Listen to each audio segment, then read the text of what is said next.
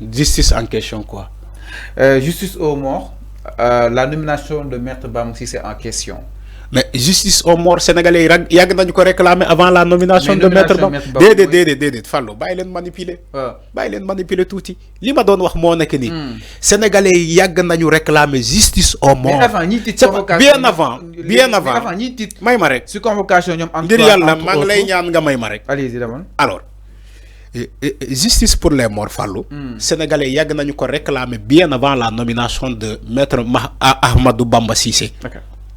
yàgg nañu ko réclamer du lu bees donc bu leen jël la nomination de Bamba Cissé ngeen def ko un scandale. C'est pas un scandale, c'est pas un scandale, c'est un homme de droit, c'est un homme de droit. Il connaît l'État, il connaît la mission régalienne de ce ministère-là, parce que en réalité Fallou le ministère de l'Intérieur moom moo yor suñu kaaraange. moom moo assuré suñu kaaraange suñu sécurité. gis nga bu ñu nomee nit da nga koy ñaanal yàlla loolu la bëgg. da nga koy ñaanal nit bu amee dara wërsëg yàlla la da nga koy ñaanal. mais au Sénégal on juge des gens qui n'ont même pas pris fonction, on les juge. C'est pas du tout sérieux. On doit être sérieux dans ce pays. Comment on peut juger des gens qui n'ont pas encore pris fonction? On les juge. Vous croyez que c'est sérieux ça? Alors. Et on va nommer maintenant qui qu'on ne doit pas juger. Alors, on va nommer maintenant qui? Nous sommes Maître Bamba Cissé en question. Parce que ben nous nommé qui n'a jamais comme dit Général Tine, la question est brûlée à fin concret. Non, si. Fallou, il y a des questions. Il y a affaire ñoo donné. 2 poids 2 mesures là parce que Maître Général Tine bi ngeen nommé. mais loolu la ñu wax mais amoon na bruit yow fii la fekk. Fallou képp ku ñuy nommé Sénégal day am coow. donc chaque nomination day am coow. xamal léegi ñii nommé xamal lan la ñuy def. bu ñu déglu kenn bu ñu faale kenn nañu nommé seen nommé jeex na képp ku ñu nommé nga jàpp ni que aussi dañu laa sas mission la. da nga war a matal mission boobu. Un ministre c'est un missionnaire, un député c'est un missionnaire, un directeur c'est un missionnaire, même ba ci enseignant bi parce que ils ont une mission. Les enseignants ils ont une mission noble de transférer un savoir. Alors dans une tête boo xamante ne amul savoir. C'est une mission.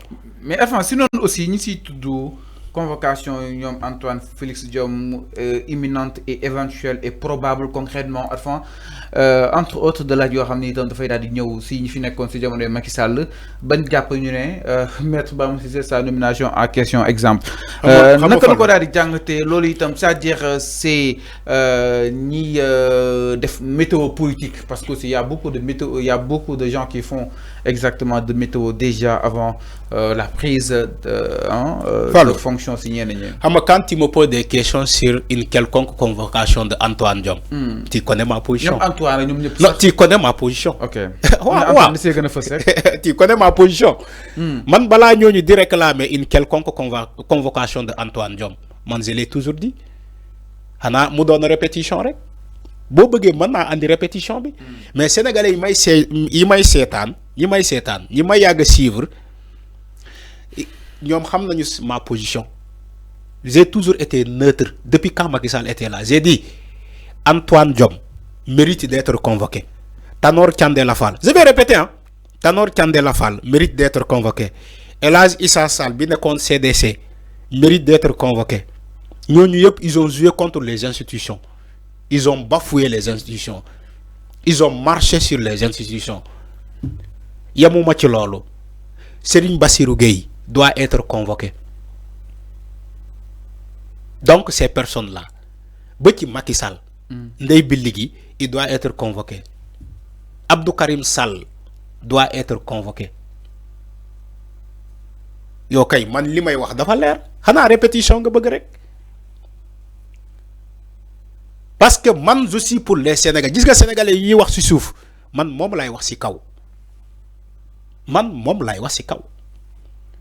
Mënuñu fi nekk dinaan diw de dañ ko war a déglu dañ ko war a convoquer pour ça et ça et ça ñu ñëw ba tey ñu am remords dinaa ne waaye léegi di yërëmantalu dinaa waa léegi est-ce que jar na ko non bàyyi leen jàmbur parce que yéen a doon ne nañuy convoquer ñooñu tey ngeen ëlbatikuwaat dinaa non est-ce que jar na ko sénégalais moo mel noonu fii la ñuy jàpp Diomaye di ci campagne bi dinaa reddition des comptes ñu déclencher la reddition des comptes ñu taxaw dinaa non jàpp ji bëri na bàyyi leen jàmbur bàyyi leen diw mu ñibbi këram ñu ngi nii di wax Farba dafa feebar bàyyi leen mu ñibbi këram yéen a doon santaane pour ñu jàpp Farba tey ñu jàpp Farba ngeen taxaw dinaa Farba dafa feebar non bàyyi leen jàmbur bàyyi leen kii voilà. mais dafa feebar. oui waxuma ni feebarul de man waxuma loolu c'est-à-dire jikko sénégalais bi laa lay wax jikko sénégalais bi laa lay wax lii mooy sénégalais bi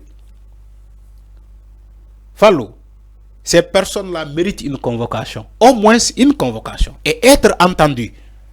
C'est pas sérieux quand quelqu'un vient au Sénégal. Est-ce que tu as une cellulaire avant convoqué? Parce que c'est pas du tout sérieux. Une convocation. C'est pas du tout sérieux. Comme Ousmane Diagne doit une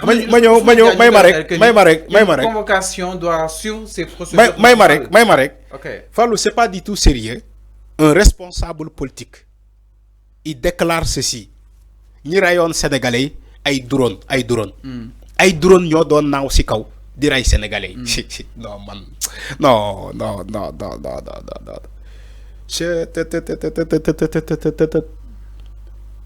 c'est pas sérieux.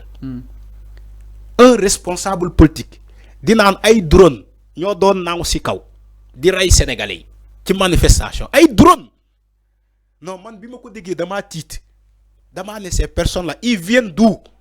Est-ce que réellement ay sénégalais lañu fan lañu jógee ces personnes là ay drone ah nee na ay drone ñoo doon naaw ci kaw di dóor xale yi ay bal xale yi di dee quelqu'un peut dire ça ñu bàyyi ko en liberté vous croyez que c'est sérieux ñu nar a defar Sénégal ñu nar a defal justice quelqu'un il déclare ces mots là ay drone ñoo doon naaw ci kaw di dóor xale yi ñuy faatu.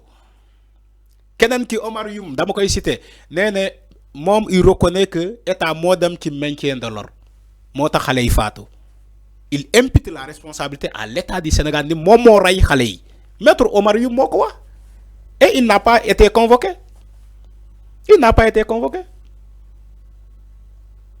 mu ne état du Sénégal moo dem ci maintien de l'ordre moo tax xale yi faatu. Donc, il a trouvé le coupable. Il a déclaré le coupable. Il a dit que c'est l'État du Sénégal qui est coupable. Maître Omar Youm moko wax fi yagul.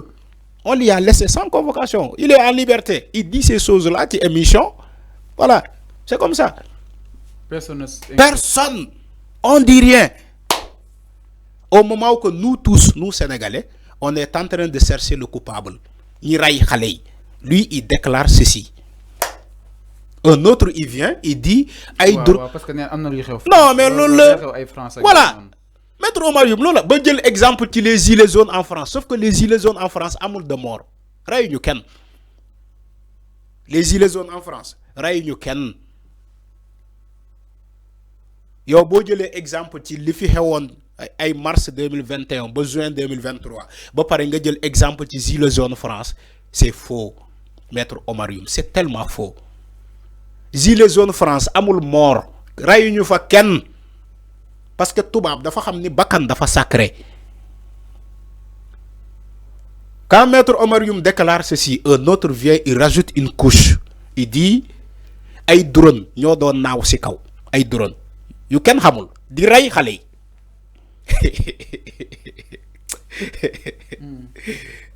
Billaay su ma jógee fii damay dem ambassade États-Unis ñaan visa. damay génn Sénégal entre temps tuuti rek Fallou dama sonn alors dama sonn ñu évoluer damay laal visa dem reposer wu un peu 1 an 2 ans wala 1 an et demi. alors mi non dama sonn leer na par rapport ak li nga xam ne que moo di wàll wi ñaari évoluer li nga xam ne que moo di waxtaan wi je rappelle c'est une émission exactement le truc de matinal sur les antennes de Sénégal 5 alors Alpha ñëw si benn ponk sans plus tarder.